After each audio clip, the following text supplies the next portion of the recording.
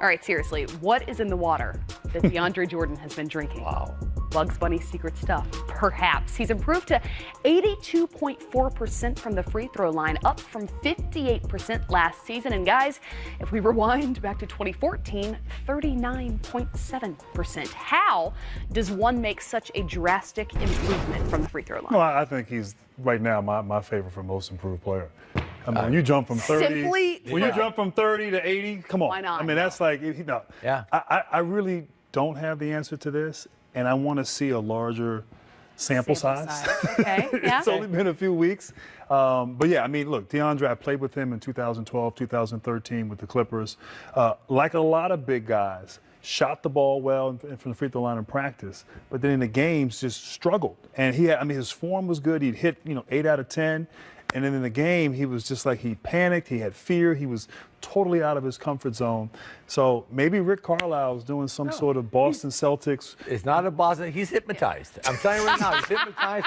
And then Carlisle throws the magic word, and he stands up there. He doesn't know who he is. He thinks he's Larry Bird, and he makes a shot. Then they say the magic word, and he turns into DeAndre Jordan again. Because there's no possible way that dude could improve that much. Okay, but wait a second. Look at this, though. This was his old stance from the free throw line. He has made a slight adjustment, okay? That's the old stance again. Essentially, brick coming. Both feet on the line. He would straddle the center line. Now, he's taken a step back. He's leading with his shooting. And that ain't it. Oh, look, let me tell you something. I'm just going to say right now, if that was the ticket, everybody in the league would shoot their free throws like this, and they would never miss. Oh, he's a lefty. They would shoot it like this. I mean, that is not the ticket. He's hypnotized. No, I'm telling you what, you can't improve that much. I'm not kidding you. That's like one of those weird things that I got to see this a month from now. Because if it's doing this a month from now, that will be one of the most amazing things I've seen in the NBA. So one day somebody's going to be at the game and just yell mistletoe, and all of a sudden DeAndre. Bananarama. He's just going to go.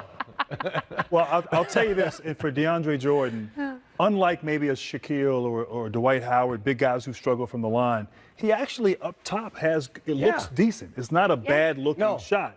He just, like you said, mentally, he just totally, but I think you're right. I think Rick is on to something. Okay, so how much, though, of free throw shooting is mental as opposed to physical? Because you start shooting free throws when you're, what, 4? Yes. It's all mental. And the weird thing is, I always kind of found some weird thing, and I always shot the ball really well from the free throw line. But I remember one time I shot a couple, and I said, if I start with my arm a little bit more extended, it feels better. It's just some weird thing. It didn't make any difference whatsoever. I don't think I could tell that shot if I was doing that or not. My shot was the same all the time, but. It just I'd always have weird things like just one little weird thing would click in for a month or two, then something else would click in, and it was always something. But I really thought I was going to make them. Like I was actually surprised when I missed free throws. So I always said it was the second easiest shot in the game next to the layup. And so, for me, it was a routine. You kind of get lost in your routine. And you're right. You kind of were surprised. I wasn't an elite free throw shooter, but high 70s, low 80s throughout my career.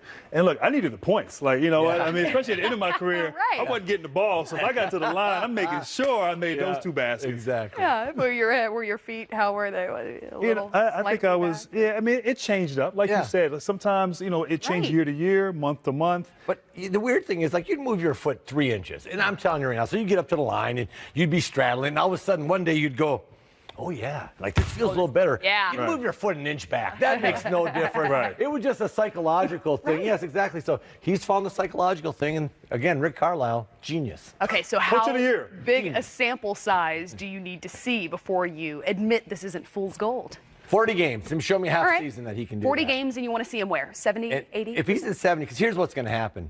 DeAndre Jordan didn't want the ball late in games. You couldn't even throw him the ball in the post because they would hammer him. Under 2 minutes, you hacked him immediately if you got a defensive rebound. Now, when you can shoot free throws, you're looking for contact. Like if I'm a big and I'm driving in there, well, you did it all the time. I'm trying to run into you and make the referee call a foul on you because I'm dying to get to that free throw line. And now, if he makes free throws, he's just become a more aggressive offensive player.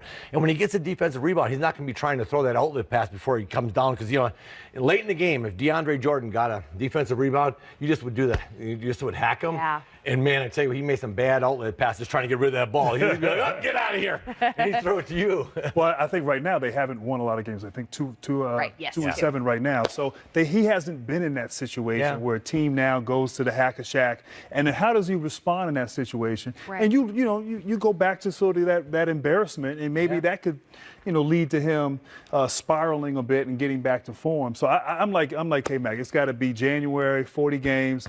Let's see this. Let's see if this is real. And if it is, then you know what? Good for him. Good for him. We'll come right back out here and admit we were wrong. Yes. But okay, so one of the jokes that I made with one of our editors a few years ago was that you could call some 11-year-old girl out of the stands and she'd hit at least a couple of free throws out of 10. Yes. And he said, well, she couldn't get you 20 rebounds, though. You're right about that. And DeAndre Jordan is still grabbing rebounds. Look at this one, though. On Friday the 2nd, the Knicks against the Mavs, 4 minutes to go in the fourth quarter. No rebound for you, rookie. Yeah, look at that. Look at it. Donnie's just like, okay, then. Are you kidding me? That is too funny. I know. Donkey was a little upset right here. Yeah. Look at him. He's like, hey, let me tell you something. I played with Larry Bird. Larry Bird stole more rebounds from me than anybody in the league combined. Like, he'd be in there, and like, you had your guy on this side. You had him checked out. Next thing you know, I'd be bumped this way. I'd look and be Birdie. I'd be like, come on, man. Kidding me? And he would just laugh. He'd just come in and steal your rebounds. Yeah, you put all the legwork in, and then he wants to grab the statistic. Well, after the break, we're going to – that's how I feel regularly. I can get you for a light check. Like, come on. All right, we're going to talk Bucks and Blazers in the late matchup on this 4-game night in the NBA. After this, let's see what we've got. And perhaps a live look. Not too far. Wow. That was Miles Bridges. My goodness. Throwing it down. Just a 2-point game in Charlotte. Holy cow. So we'll perhaps have this highlight and take a look there as well. dunked so hard he fell down. Yeah, there was some anger on that one. Yeah. Who hurt you?